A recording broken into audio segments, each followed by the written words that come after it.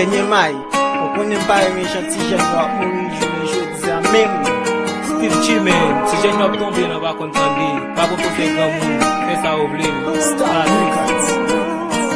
Te propos to konen, maman de pale, te propos pa de pen, e kounya kou kon, te sede nan men, ki te plezi menen, e priye sami, e kounya mouri. Te propos to konen, maman de pale, te propos pa de pen, e kounya kou kon, te sede nan men, ki te plezi menen, e priye sami, e kounya mouri. Son jen gason ki te ge avni pou jere de mel. Maman toujou dil, ache spesi, papi de 14, pa kou de men. Ou bagi papa